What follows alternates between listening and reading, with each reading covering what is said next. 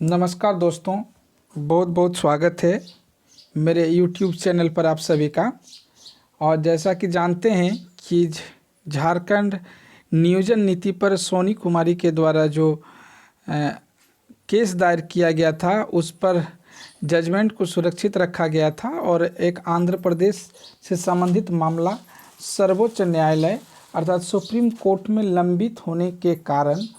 झारखंड उच्च न्यायालय के द्वारा अपने निर्णय को रिजर्व रख लिया गया था और ये कहा गया था कि उच्चतम न्यायालय के निर्णय आने के बाद इस विषय पर निर्णय दिया जाएगा। तो जैसा कि आप जानते हैं कि सर्वोच्च न्यायालय का आंध्र प्रदेश से संबंधित मामले पर निर्णय आ चुका है। आप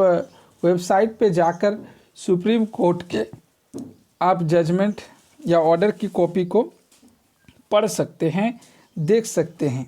तो जहाँ तक मेरा समझ है और जैसा कि समझ रहे हैं कि आंध्र प्रदेश में ये 2002 की केस था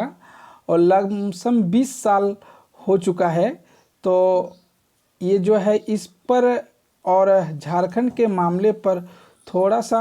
अंतर है, क्योंकि आंध्र प्रदेश में अधिसूचित क्षेत्रों में शेड्यूल एरिया में जो है सिर्फ एसटी कैटेगरी के लोगों के लिए ही 100% आरक्षित कर दिया गया था, परंतु झारखंड नियोजन नीति में ऐसा नहीं है। जिले को आरक्षित किया गया है और किसी वर्ग को या आरक्षित वर्ग एसटी, एससी या ओबीसी किसी भी आरक्षित वर्ग को पूरी तरह 100% के लिए आरक्षित नहीं किया गया है। बशर्ते यहाँ के सिस्टम यह है कि उस जिले के निवासी होना चाहिए। उस जिले के आरक्षित क्षेत्र में जिस जिले आते हैं उस जिले शेड्यूल एरिया के जिले के निवासी होना आवश्यक है, परंतु जिले में उसी प्रकार जनरल, एसटी, एससी, ओबीसी का जो आरक्षण है वो आरक्षण का प्रावधान झारखंड में किया गया था। तो जहाँ तक प्रश्न फंस रहा है कि जो नियुक्तियाँ अब तक हो चुकी है उस पर क्या असर होगा,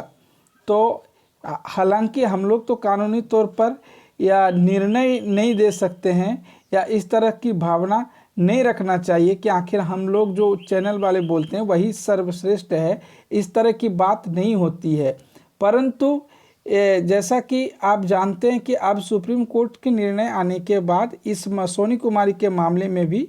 निर्णय आना तय माना जा रहा है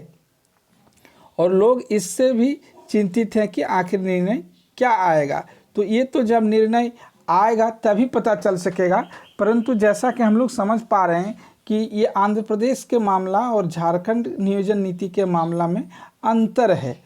और दूसरी बात है कि सुप्रीम कोर्ट ने ये निर्णय देते हुए आगाह किया है आंध्र प्रदेश और तेलंगाना, अभी जो तेलंगाना बन चुका है, और तो दोनों स्टेट को ये कहा गया है कि इस तरह की गलती फिर से नहीं किया जाए कि 100% आरक्षण ये असंवैधानिक है और इसे ये वैलिड नहीं है। तो आगे से यदि इस तरह का नियुक्ति की जाती है तो वो वैलिड नहीं माना जाएगा और 5-5 लाख रुपया का जुर्माना सुप्रीम कोर्ट के द्वारा लगाया गया है। साथ ही जो नियुक्तियां हो चुकी है उस ऑर्डर, गवर्नमेंट ऑर्डर के तहत, जिस गवर्नमेंट ऑर्डर के तहत आंध्र प्रदेश सरकार के द्वारा इस तरह के नीति या आदेश निकाले थे, उस आदेश को सुप्रीम कोर्ट के द्वारा सुरक्षित करते हुए, सेव करते हुए और जो उसके तहत नियुक्तियां हो चुका है उस नियुक्ति को भी सुरक्षित रख लिया है, उस पर कोई असर नहीं पड़ेगा, क्योंकि एक लंबा समय बीत जाने के कारण अब उस पर निर्णय न्यायोचित नहीं है। इसी कारण जो है वहाँ के जो नियुक्तियाँ अब तक हुआ था तो वो सुरक्षित जोन में चला गया है और यह आगाह किया गया है कि आगे से इस तरह का कोई घटना या इस प्रकार की क्रियाकलाप आप एक्टिविटी नहीं करेंगे। तो अब बात है झारखंड में सोनी कुमारी केस की। तो यहाँ भी माने उसमें इंदिरा साहनी केस के मामले में आप जानते हैं कि 50% जो आरक्षण का दायरा है उसको आप क्रॉस नहीं कर सकते हैं। तो यहाँ पर इस तरह की बात है नहीं, क्योंकि यहाँ सिर्फ एसटी को आरक्षित नहीं किया गया था शेड्यूल एरिया में 100%। यहाँ ये बात है कि इस जिले के निवासी होना चाहिए। जो अधिसूचित क्षेत्र है, शेड्यूल्ड एरिया के डिस्ट्रिक्ट हैं, उस जिला के निवासी होना आवश्यक कहा गया था, ना कि किसी एक ही वर्ग को जो है पूरी तरह से 100% आरक्षित किया गया था। दूसरी बात, यहाँ भी नियुक्ति जो है काफ़ी चीज़ों में हो चुका है। तो अब बात है कि नियुक्ति हो जाने के बाद बहुत सारे लोग फ़ोन पर बात कर रहे थे, तो ये तो निर्णय आने के बाद ही हो सकता है। परंतु जैसे कि सुप्रीम कोर्ट के आदेश से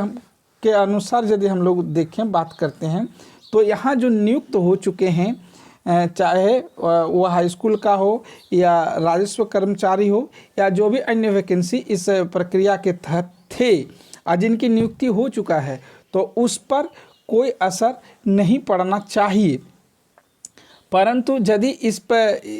प्रकार का कोई डिसीजन आता है, तो आगे की जो वैकेंसी है, जैसे कि सुप्रीम कोर्ट के द्वारा आंध्र एवं तेलंगाना सरकार को ये हिदायत दिया गया है कि आप इस तरह से दोबारा नहीं कर सकते हैं, तो उसी प्रकार से यहाँ भी हो सकता है कि यदि ये नियोजन नीति गलत मानती है और गलत माना जाता है, तो यहाँ भी ये होगा कि आगे से जो नियुक्ति हो चुका है उस पर नहीं, जो आगे से जो है होने की संभावना है या जो भी नियुक्ति आने वाली है उस पर असर पड़ेगा। परंतु जो नियुक्ति हो चुका है उस पर कोई असर पड़ने की संभावना नहीं देखा जा रहा सुप्रीम कोर्ट के अनुसार। परंतु निर्णय तो निर्णय होता है। अब हालांकि इस विषय में और इस विषय में झारखंड नियोजन नीति में और आंध्र प्रदेश से संबंधित जो मामले थे, इसमें कुछ बिंदुओं पर मामला अलग अलग दिखाई पड़ रहा है। और इसी तरह से बने रहिए इस मेरे YouTube चैनल के साथ। यदि वीडियो आपको अच्छा लगा हो तो निश्चित रूप से लाइक करें और चैनल को सब्सक्राइब करना ना भूलें दोस्तों। धन्यवाद।